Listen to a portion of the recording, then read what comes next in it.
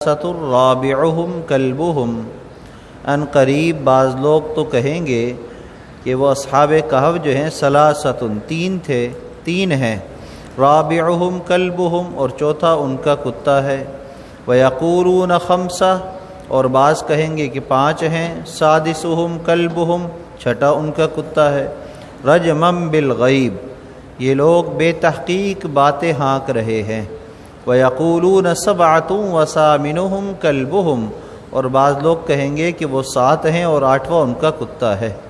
قُلْ رَبِّي أَعْلَمُ بِعِدَّتِهِمْ اللہ اپنے محبوب صلی اللہ علیہ وسلم سے فرما رہے ہیں کہ قل آپ کہہ دیجئے ربی میرا رب اعلم بعدتہم ان کا شمار خوب جانتا ہے، ما يعلمهم الا قلیل اور اس بات کو بہت ہی کم لوگ جانتے ہیں، فلا تمار فیہم الا مراء ظاہرا آگے اپنے محبوب صلی اللہ علیہ وسلم کو نصیحت فرمائی ہے کہ اگر کوئی آپ سے اس بارے میں بات چیت کرے تو سرسری بات کے علاوہ زیادہ بات نہ کیجیے، بس مختصر بات کر کے بات کو ختم کیجیے، ولا تستفت فیہم منہم احدا اور آپ اصحاب کہف کی تعداد کے بارے میں ان لوگوں میں سے بھی کسی ایک سے نہ پوچھیے۔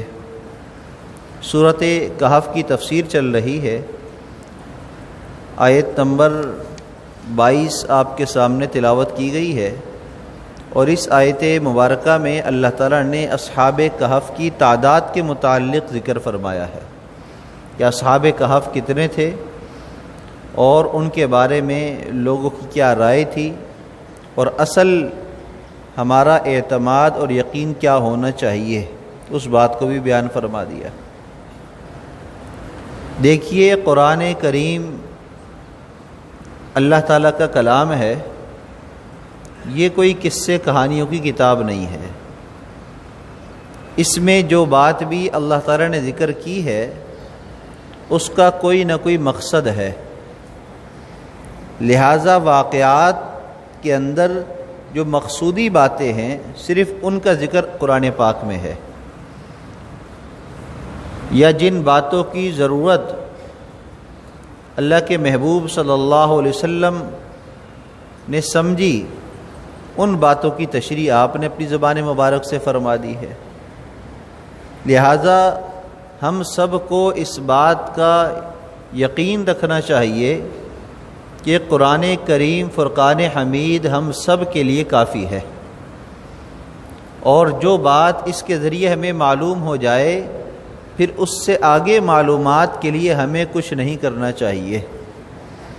جیسے ہماری عادت ہوتی ہے کہ اچھا قرآن میں یہ ہے تو اور کتابوں میں کیا لکھا ہے وہ بتلائیے، تفسیروں میں کیا لکھا ہے۔ قرآن اللہ کا کلام ہے، تفسیر ہم انسانوں کی لکھی ہوئی باتیں ہیں، تشریحات اس کے اندر بہت ساری ایسی ہیں، وہ الفاظ ہمارے ہیں، جو اللہ کی کلام کے اندر جو بات ہے وہ پکی اور ٹھکی ہے، وہی تشریح ہمارے لیے کافی ہے، یا اس کی تشریح جو رسول اللہ صلی اللہ علیہ وسلم نے فرمائی، صحابہ کرام نے فرمائی، جو ہمارے ائمہ کرام نے ہم تک جو باتیں ان کی پہنچائیں وہ ہمارے لیے کافی ہے۔ لہذا قرآن ان کی تعداد کے بارے میں کیا کہہ رہا ہے، اللہ تعالیٰ فرما رہے ہیں کہ لوگوں کی باتیں مختلف ہیں، کوئی کہتا ہے 3 تھے 4 چوتھا کتا تھا، کوئی کہتا ہے اصحاب کہف 4 تھے 5واں کتا تھا، مختلف رائے ہیں۔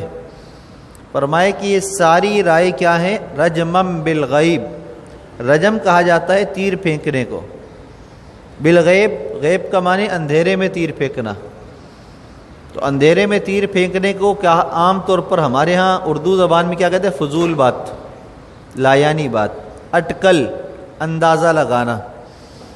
تو قرآن پاک کے بارے میں، قرآن پاک میں ذکر باتوں کے بارے میں اٹکل لگانا یہ جائز نہیں ہے، اس کی ہمیں اجازت نہیں ہے، لہذا جو بات اللہ نے بیان فرما دی یا اللہ کے محبوب صلی اللہ علیہ وسلم نے بیان فرما دی بس وہی ہمارے لیے کافی ہے، رجمم بالغیب والا معاملہ ہمارا نہیں ہونا چاہیے، اندھیرے میں تیر چلانے نہیں چاہیے۔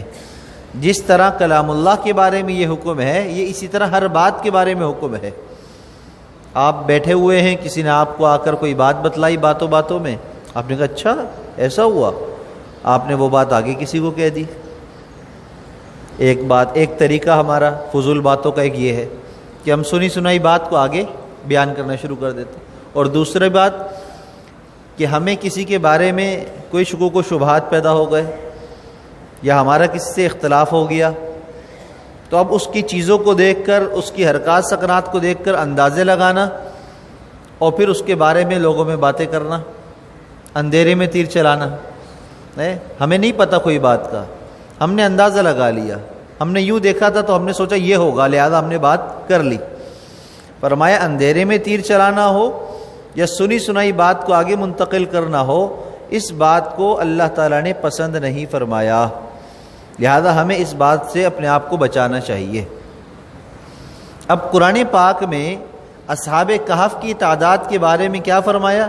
قُل ربی اعلم بعدتہم، صحیح تعداد اللہ پر جانتے ہیں، لہذا ہم بھی کیا کہیں گے؟ واللہ اعلم، اللہ زیادہ جانتے ہیں کہ ان کی تعداد کیا تھی. اس لیے کہ نہ تو ہمیں تعداد سے مقصد ہے، نہ ہمیں افراد سے ہے، نہ کتے سے کوئی سروکار ہے، نہ اس واقعے سے ہمارا کوئی لین دین ہے. اصل مقصد اس واقعے سے کیا ہے، اللہ تعالیٰ نے اس واقعے کو بیان کیوں فرمایا ہے، اس بات کو سمجھنا اصل بات ہے. اور وہ بات کیا ہے کہ اللہ تعالیٰ جو چاہتے ہیں وہ ہوتا ہے، اور جو اللہ کی ذات پر یقین رکھنے والے لوگ ہوتے ہیں تو اللہ ان کی حفاظت کرنا چاہے تو ایسے بھی کر سکتا ہے کہ 300 سال تک سلا کر ان کو جگا دے، اور اللہ ان کو سلانے کے ساتھ جگانے میں حکمت کیا تھی؟ تاکہ لوگوں کو پتہ چل جائے کہ اللہ جب 300 سال تک سلا کر جگا سکتا ہے تو قیامت کے دن بھی اللہ سب کو جگائے گا، سب کو موت کی وادی سے دوبارہ زندہ اللہ کریں گے اور حساب کتاب کا معاملہ ہوگا. لہذا اس بات پر یقین ہمیں پختہ کر لینا چاہیے، اور جس بندے کو اس بات کا یقین ہو تو پھر اس کے لیے زندگی آسان ہو جائے گی. کیسے آسان ہوگی؟ کہ بھی جانا تو آخرت میں ہے، لہذا دنیا میں اتنا کرو جتنا یہاں رہنا ہے، اور جہاں ہمیشہ رہنا ہے وہاں کے لیے سب کچھ کرو. باہر ملک چلے گئے، دبئی چلے گئے، امریکہ چلے گئے، وہاں جا کر کیا ہوتا ہے؟ اب دو طرح کے لوگ ہیں. بعض لوگ وہ ہیں جو وہاں جاتے اس لیے کہ وہیں رہیں گے، اب نہیں آنا، وہاں بس سیٹنگ ہو جائے پھر نہیں آئیں گے. جو بچے ہیں، بیوی ہے اور رشتہ داروں کو بلانا چاہیں ان کو بھی بلا لیں گے اور وہیں رہیں گے، دوبارہ نہیں آئیں گے. 10 سال گزر گئے نہیں آئے، 20 سال گزر گئے نہیں آئے، آئے تو کیا مہمانوں کی طرح آئے. اور بعض لوگ کیا کرتے ہیں کہ نہیں چلے جاتے ہیں لیکن یہاں پر پیسہ بھیجتے ہیں اور مکان بناتے ہیں اور یہاں کے لیے ساری ترتیب بناتے ہیں، اپنے بھائیوں کو، اپنے بچوں کو، اپنے رشتہ داروں کو سیٹ کرتے ہیں، وہاں سے کما کر بھیجتے ہیں. اور ان کا مقصد کیا ہوتا ہے؟ وہاں صرف کمانے کے لیے گئے ہیں، مستقل گھر تو پاکستان ہے، دفن تو ہمیں اسی مٹی میں ہونا ہے. تو بالکل اسی طریقے سے دنیا میں 2 طرح کے انسان ہیں. ایک وہ ہیں کہ جن کا مقصد دنیا ہی ہے اور وہ آخرت کے بارے میں سوچتے ہی نہیں ہیں، اور نہ ان کو اس بات کی فکر ہے اور نہ ان کا ایمان ہے اس بارے میں کہ وہاں بھی ہم جائیں گے، وہاں ہمارا کوئی حساب کتاب ہوگا. اور دوسرے ہیں ایمان والے. اور ایمان والے کون ہیں؟ جو کہتے ہیں کہ ہم دنیا میں عارضی طور پر قیام گاہ ہمارا ہے، عارضی قیام ہے ہمارا، آخرت میں ہمیشہ ہمیں رہنا ہے، لہذا جہاں ہمیں ہمیشہ رہنا ہے وہاں کی ہمیں تیاری کرنی ہے. تو جب یہ ایمان، یہ عقیدہ ہمارا ہوگا تو پھر پاکستان ہو، امریکہ ہو، دبئی ہو، کہیں پر بھی ہو، دنیا کی زندگی کو ہم عارضی ہی سمجھیں گے، سفر کی طرح، مسافروں کی طرح ہی رہیں گے، اور آخرت کی تیاری ہماری زیادہ ہوگی. تو اب ہمیں فکر اس بات کی کرنی ہے کہ آیا ہمارا عقیدہ کیا ہے، ہمارا عمل کیا ہے. ہمارے عمل سے ہمارے عقیدے کا اظہار ہوتا ہے کہ ہمارا عمل بتلاتا ہے کہ ہمیں آخرت کی فکر زیادہ ہے یا دنیا کی فکر زیادہ ہے. لہذا اپنے عقیدے کو اگر ظاہر کرنا چاہتے ہیں تو اپنے عمل کو ہم سنت کے مطابق بنائیں اور آخرت کی فکر والے عمل زیادہ کریں. آج کل کے دور کا ایک فتنہ ہے بہت بڑا جس کے اندر ہم سبھی مبتلا ہیں. وجہ اس کی کیا؟ سوشل میڈیا کا عام ہو جانے کی وجہ سے فتنے بھی ابھر کر آ رہے ہیں اور بڑھ بھی رہے ہیں. اور وہ کیا ہے؟ ہر انسان تحقیق کرنا چاہتا ہے، ہر انسان تحقیق کرنا چاہتا ہے. جس کے پاس موبائل آ گیا اب وہ تحقیق میں لگا ہوا ہے، اس لیے کہ وہاں یوٹیوب پہ، فیس بک پہ، واٹس ایپ پہ اتنی ویڈیو ہمارے پاس آتی ہیں کہ اس کو دیکھ کر ذہن منتشر ہوتا ہے کہ صحیح کیا ہے اور غلط کیا ہے. لہٰذا ہم تحقیق کے اندر لگ جاتے ہیں، اور تحقیق بھی ہم گوگل سے ہی کرتے ہیں، تحقیق بھی گوگل سے کرتے ہیں، یا ہمیں جو من پسند ہمارے لوگ ہوں ہم ان کی بات کو سن کر تحقیق کرتے ہیں. تو بھی یہ تحقیق کا یہ انداز نہیں ہے. اس سے ان لوگوں نے فائدہ اٹھایا جو لادین ہیں، بے دین ہیں، ان لوگوں نے فائدہ اٹھایا۔ کیسے اٹھایا؟ کہ ہمیں ان باتوں میں الجھا دیا جن باتوں میں الجھنے کی ہمیں ضرورت نہیں تھی۔ سورۃ البقرہ کا ذکر ہوا، اچھا اس میں ایک سب سے بڑی آیت ہے آیت الکرسی۔ جب آیت الکرسی کی فضیلت حدیث مبارکہ سے بیان کی جائے تو فوراً سننے والوں کے ذہن میں آتا ہے کہ آیت الکرسی کا کیا مطلب ہے، کرسی سے کیا مراد ہے؟ اچھا یہ تو اللہ کی کرسی مراد ہے، تو اللہ کی کرسی کتنی بڑی ہوگی، اللہ اس کرسی پر بیٹھتے کیسے ہیں؟ اب یہ سوالات، حالانکہ یہ بے تکے سوالات ہیں۔ اللہ کی ذات کے بارے میں، اللہ کے عرش کے بارے میں، اللہ کی جو ہے وہ ساری اوپر آسمان کے اوپر معاملات کے بارے میں، اللہ کی حاکمیت کے بارے میں ہمارا عقیدہ صرف اتنا ہی ہونا چاہیے جتنا قرآن و حدیث کے اندر بیان ہے، بس۔ جب آیت الکرسی بیان ہو گئی، اب اس سے آگے ہماری تشریح کی ہمیں ضرورت نہیں ہے کہ ہم اس تحقیق میں لگے کرسی کیسی ہے، کتنی بڑی ہے۔ اب یہ سوال ہمارے ذہن میں کیسے آیا کہ ہمیں تحقیق کی بیماری لگائی گئی ہے، ہمیں وہ انجیکشن لگا دیا جس کی وجہ سے ہم ہر چیز کی تحقیق میں لگ جاتے ہیں، اور یہ سوچنے سمجھنے کی صلاحیت ختم ہماری کر دی کہ تحقیق کرنی کس کے بارے میں ہے یا کس بات کے بارے میں، یہ ہمیں چھوڑ دیا۔ اب یہ بات علماء کو پتہ ہے کہ کس کی تحقیق کرنی ہے، کس چیز کی نہیں کرنی ہے، ہمیں علماء سے ہی کٹا دیا گیا۔ لہٰذا علماء کے پاس جانے کی ضرورت نہیں، چینل سب مولویوں کے بنے ہوئے ہیں، لہٰذا چینل پر جائیں، وہیں پر سوال کریں، وہیں پر جواب لے لیں۔ نہیں، یہ طریقہ نہیں ہے۔ اگر آن لائن طریقہ کار ہی کارآمد ہوتا تو ہاسپٹلوں میں ڈاکٹروں کے پاس لمبی لائنیں لگانے کی ضرورت نہ پڑتی، اسکول کالجز کے اندر لمبی لائنیں لگانے کی ضرورت نہ پڑتی، جانا نہ پڑتا۔ دنیاوی کام ہمارے آن لائن جب نہیں ہو پاتے تو پھر آخرت کی تیاری آن لائن کیسے ہو سکتی ہے؟ ضرورت اس بات کی ہے کہ ہم علماء سے رابطہ رکھیں، ان کے پاس جائیں اور اپنے سوالوں کو لیں جو ہماری بات ہے، اور جو ہمیں سمجھا دیں اس کو ہم یقین کے ساتھ سمجھ جائیں اور اس پر پھر عمل کریں، پھر اس کے اندر ہم اپنی دو رائے قائم ہرگز نہ کریں۔ اسی طرح موسیٰ علیہ السلام کا قصہ بیان ہوتا ہے۔ اب موسیٰ علیہ السلام کا قصہ بیان ہوا تو فوراً سوال آیا، موسیٰ علیہ السلام کے والد کا نام کیا ہے، ان کی والدہ کا نام کیا ہے؟ بھائی ان کے والد اور والدہ کا نام اگر ہمیں پتہ چل جائے گا تو کیا ہم جنت میں چلے جائیں گے؟ یا اس کی وجہ سے ہمارے کسی عمل کا دار و مدار ہے؟ نہیں ہے۔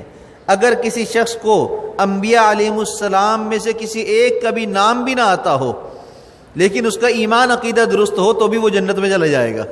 نام نہیں آتا، صرف اس کو یہ پتہ ہے کہ سب انبیاء پر میرا ایمان ہے، بس یہی بات کافی ہے اس کے لیے، اس کے بارے میں ساری تحقیقات کا ہونا ضروری نہیں ہے۔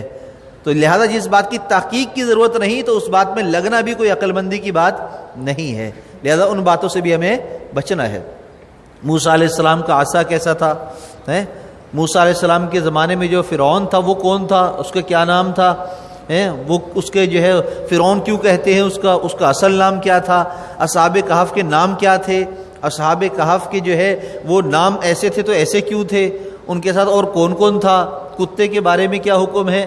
نہیں بھائی، ان باتوں کی ہمیں ضرورت نہیں ہے۔ اللہ فرما رہے ہیں سَيَقُولُونَ ثَلَاثَةٌ رَابِعُهُمْ وَيَقُولُونَ خَمْسَةٌ سَادِسُهُمْ كَلْبُهُمْ رَجْمًا بِالْغَيْبِ، یہ ساری باتیں اٹکل ہیں، رجمًا بالغیب، اندھیرے میں تیر چلانا ہے، لہذا اندھیرے میں تیر چلانے والی باتیں ہم ہرگز نہ کریں۔ اس زمانے میں یہودیوں کا عقیدہ کیا تھا؟ وَيَقُولُونَ سَبْعَةٌ وَثَامِنُهُمْ كَلْبُهُمْ، اس کو الگ سے بیان کیا کہ ان کا عقیدہ یہ تھا کہ وہ 7 لوگ تھے، 8واں ان کا کتا تھا، اور یقین کے ساتھ وہ یہ کہا کرتے تھے یہودی۔ اللہ نے فرمایا آپ ان یہود سے کہہ دیں ربی اعلم بعدتہم، میرا رب جانتا ہے تعداد کتنی تھی، 7 تھے، 8 تھے، 10 تھے، 5 تھے، کتنے تھے، اللہ کو پتہ ہے، لہذا مجھے اس کے بارے میں کوئی فکر کرنے کی ضرورت نہیں ہے۔ انبیاء علیہ السلام کہاں مدفون ہوئے، کہاں گئے، پھر اصحاب کہف کے ساتھ ہوا کیا، آیا وہاں پر ان کی قبریں بنی یا نہیں بنی، یا کیا ہوا، بس قرآن پاک نے جو بات ہمیں بتلا دی، ہمارا ایمان عقیدہ اتنا ہی ہے، ہمیں اس سے نہ ہٹنا ہے، نہ ایک نقطے کے برابر آگے جانا ہے، نہ ایک نقطے کے برابر پیچھے آنا ہے، جتنی بات ہے اتنا ہی ہمارا ایمان عقیدہ ہے۔ اب اگر کوئی شخص ہم سے الجھ جائے، کوئی ہم سے بحث کرے، اور اکثر یہ ہوتا ہے علماء کے پاس آ کر ایسے سوال کرتے ہیں جن کا سر پاؤں نہیں ہوتا، اور جب جواب نہ ملے یا خاموشی اختیار کی جائے تو پھر اگلا جملہ کیا ہوتا ہے، کیسے عالم ہے یار، پتہ ہی نہیں ہے ان کو، یہ عالم کیسے ہوئے، پھر ان سے زیادہ معلومات تو میری ہیں، ان سے زیادہ معلومات تو میری ہیں. اور شہزادے صاحب کی معلومات کہاں کی ہیں؟ گوگل کی ہیں، ساری وہاں کی ہیں، اور سنی سنائی باتیں ہیں ساری معلومات. اور جو عالم کا قرآن پڑھا ہوا، حدیث پڑھا ہوا جو علم ہے وہ کچھ بھی نہیں ہے. تو یہ مقابلہ ہمارا ہوا. تو یہ مقابلہ کیسے ہو گیا کہ بے تحقیق باتیں سوشل میڈیا پر اتنی پھیلاتے ہیں. جاوید غامدی ہو یا محمد علی مرزا ہو یا اس طرح کے جتنے بھی کارندے ہیں. ایک وقت ہوتا تھا عالم آن لائن آتا تھا، عالم آن لائن پروگرام آتا تھا، بہت بڑے ڈاکٹر صاحب وہاں پر بیٹھ کر اپنی علمیت کو جھاڑتے تھے. پھر ایک وقت ایسا بھی آیا کہ اللہ تعالیٰ نے انہی عالم آن لائن چلانے والوں کو ایسا ذلیل رسوا کیا کہ ان کے اپنے پرائے سب ان کو گالیاں دینے لگ گئے. یہ ہوتا ہے انجام، پھر اینڈ یہ ہوتا ہے. نہ عزت رہی، نہ دنیا رہی، نہ دین رہا، کچھ بھی باقی نہیں رہا. کیا ضرورت ہے جو فیلڈ ہماری نہیں ہے اس کے بیچ میں ہم ٹانگ اڑائیں، اس کام کو ہم سنبھالیں. ہمیں اللہ نے جو صلاحیت دی ہے ہم اپنی صلاحیت کے حساب سے چلیں، اپنی سمجھ بوجھ کے حساب سے ہم چلیں. علماء کا کام ہے تحقیق کرنا، علماء کا کام ہے بیان کرنا، ان کو کرنے دیں. ہمیں کچھ چاہیے ہو ہم ان کے پاس چلے جائیں، جا کر لے لیں. اور کوئی مشکل طریقہ نہیں ہے.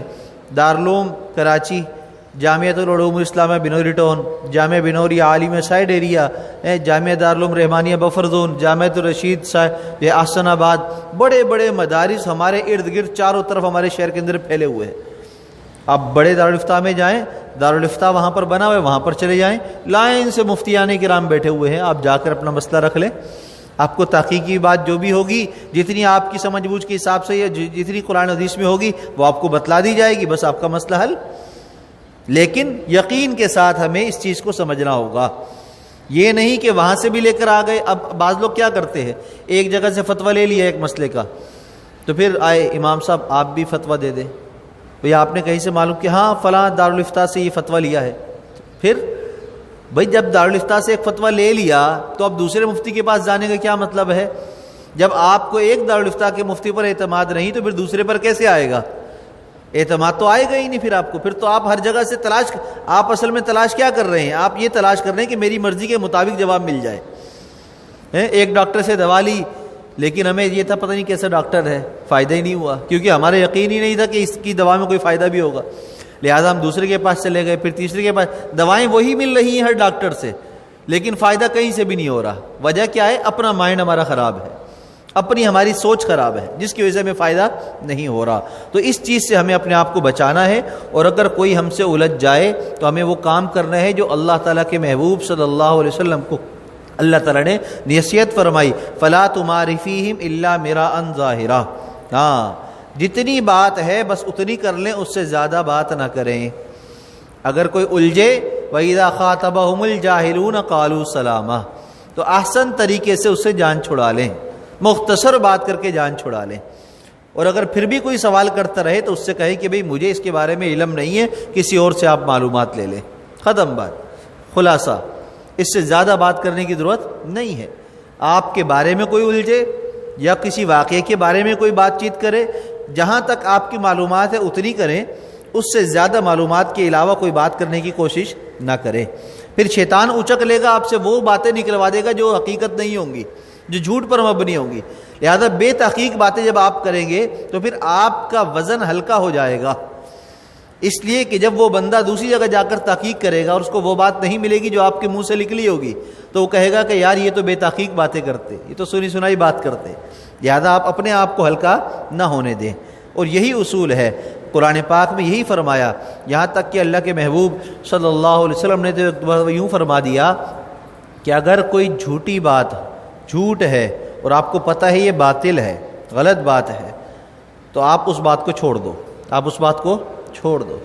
جھوٹ آپ کے منہ سے نکل گیا، پھر آپ اس جھوٹ کو چھوڑ دو، اس کے پیچھے نہ پڑو اور کہو کہ نہیں یہ مجھ سے غلطی ہو گئی، جھوٹ تھا میں نے چھوڑ دیا اس کو. تو اللہ کے محبوب صلی اللہ علیہ وسلم نے فرمایا ایسی بات کے چھوڑنے پر بھی اللہ جنت کے کنارے پر آپ کو مکان عطا فرمائیں گے. جھوٹ بات چھوڑنے پر، حالانکہ غلط تھی، آپ نے اس کو چھوڑ دیا اپنی جان چھڑانے کے لیے، تو اللہ اس کے بدلے جنت کے کنارے پر گھر عطا فرمائیں گے. اس سے اگلی بات فرمایا کہ آپ کسی بات میں حق پر ہو لیکن آپ سے ناحق کوئی جھگڑا کر رہا ہے، بحث کر رہا ہے، اور آپ حق پہ ہونے کے باوجود جھگڑا ختم کرنے کے لیے کہو چلو بھائی آپ کی بات صحیح ہے یار چھوڑو، بات ختم کرو، قصہ ختم کرو، بحث نہ کرو۔ فرمائے جو یہ راستہ اختیار کرتا ہے اللہ اس کو جنت کے درمیان میں گھر عطا فرمائیں گے، مکان عطا فرمائیں گے۔ اور پھر اگلی بات فرمایا کہ جو انسان ان تمام باتوں سے بچتا رہے، خوش اخلاقی کرتا رہے، اخلاق سے پیش آتا رہے، اللہ اس کو جنت میں سب سے اعلیٰ مقام پر مکان عطا فرمائیں گے۔ جو سب سے اعلیٰ درجہ ہے خوش اخلاقی۔ اور خوش اخلاقی کیا ہے؟ سنو سب کی، جو کہتے ہیں کہتے رہے، نہ ان کو جھٹلاؤ نہ ان کو کچھ کرو، اچھا بھائی صحیح ہے، بھائی صحیح ہے، بھائی آپ حق بات پر جمے رہیں، اپنا کام میں لگے رہیں، بس ہر ایک کے سے خوش اخلاق سے پیش آئے، جو مل جائے السلام علیکم ورحمۃ اللہ۔ مسلمان ہے تو سلام کر لے، اگر وہ سلام کا جواب دے گا تو اس کو فائدہ ہے کہ اس پر سلامتی آئی تو اس نے بھی سلامتی کو لوٹا دیا۔ اس لیے کہ جس انسان کے پاس اچھائی آئے اور وہ اچھائی کو لوٹائے نہیں تو وہ اچھائی اس کے لیے کرامت نہیں ہوتی، یاد رکھیے گا۔ جیسے حدیث مبارکہ ہے نا، اللہ کے محبوب صلی اللہ علیہ وسلم نے فرمایا کہ جو بندہ دوسروں کے لیے دعائیں کرتا ہے تو دوسروں کے لیے دعائیں کرنے کی وجہ سے اللہ اس کے حق میں وہ دعائیں پہلے قبول فرماتے ہیں۔ اگر کسی نے ہمارے ساتھ اچھائی والا معاملہ کیا اور ہم نے اس کا بدلہ اس کو نہیں دیا، اچھائی کے ساتھ پیش نہیں آئے، تو اس کا نقصان نہیں ہوگا، نقصان ہمارا ہوگا کہ آئندہ کے لیے وہ اچھائی ہماری طرف آنے کے لیے اللہ اس کو روک دیں گے، اللہ اس کو روک دیں گے۔ تو ایک ہی دفعہ اچھائی لے لی، پیچھے ہٹ گئے، نہیں، کامیاب نہیں ہوں گے۔ جواب دے دیں گے تو بار بار اچھائی ملتی رہے گی، بار بار دعا ملتی رہے گی، اور بار بار دعا کا ملنا یہ زیادہ کارآمد ہے بنسبت اس کے کہ ایک مرتبہ مل جانا۔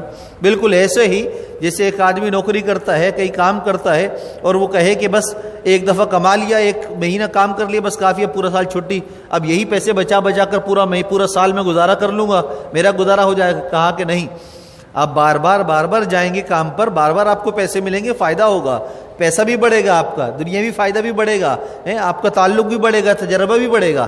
تو بار بار نیکی کرنا یہ زیادہ فائدہ مند ہے۔ تو اس کا طریقہ یہی ہے کہ آپ سے اگر کوئی اچھائی کرے تو اس کا جواب بھی اچھائی کے ساتھ دیں، اگر کوئی سلام کرے تو اس سلام کا جواب دیں، تو پھر انشاءاللہ وہ نیکی بھی باقی رہے گی، اس کا فائدہ بھی باقی رہے گا۔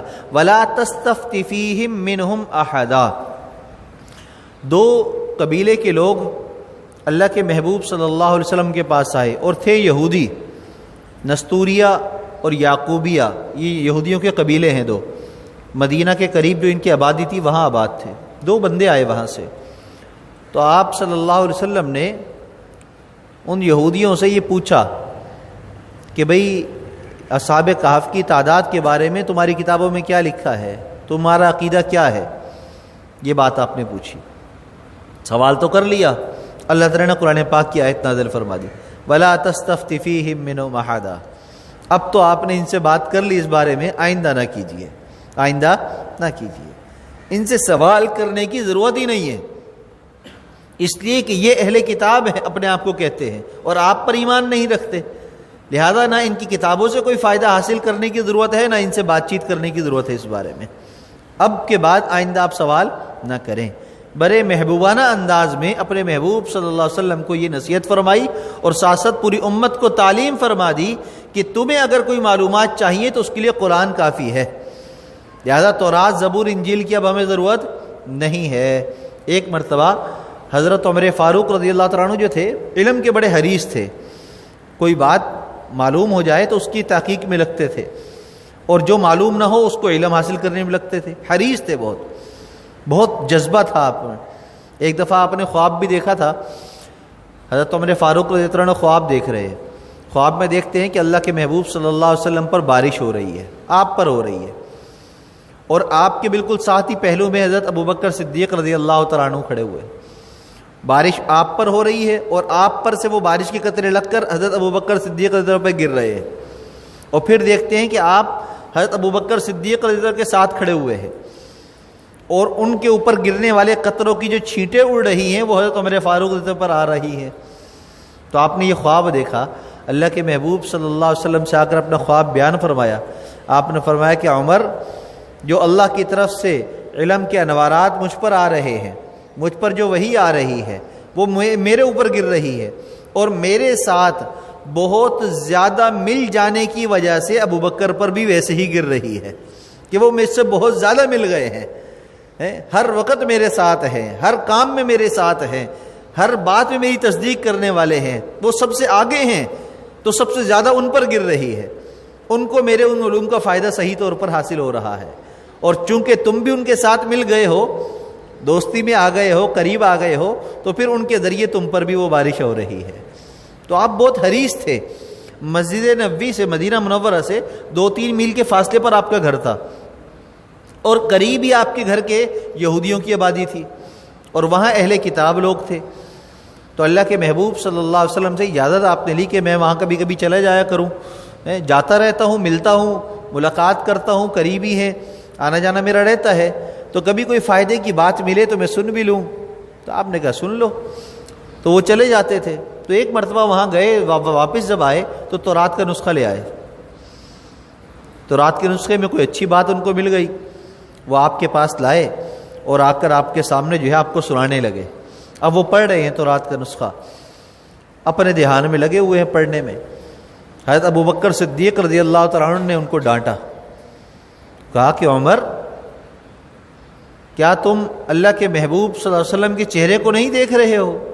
تو آپ نے جیسے ہی نظر اٹھا کر چہرے کو دیکھا تو آپ کا چہرہ متغیر ہو چکا تھا، غصے کی وجہ سے سرخ ہو رہا تھا۔ تو آپ ڈر گئے، فوراً کہا کہ میں اللہ تعالیٰ کے غصے اور اللہ کے رسول صلی اللہ علیہ وسلم کے غصے سے اللہ کی پناہ میں آتا ہوں، پناہ مانگتا ہوں، اور میں اب اس کو نہیں پڑھوں گا، میں اس کو نہیں پڑھوں گا۔ آپ نے فوراً بند کر دیا۔ پھر اللہ کے محبوب صلی اللہ علیہ وسلم نے فرمایا کہ اس ذات کی قسم جس کے قبضے میں محمد صلی اللہ علیہ وسلم کی جان ہے، اگر آج موسیٰ علیہ السلام بھی آ جائیں، موسیٰ بھی آ جائیں، اور تم ان کے پیچھے لگ جاؤ، تم ان کی باتیں سننے لگو، تو تم بھی راستے سے گمراہ ہو جاؤ گے، اور اگر اللہ تعالیٰ ان کو مبعوث کر دیں تو ان کے اوپر بھی لازم ہے کہ وہ مجھ پر ہی ایمان لے کر آئیں۔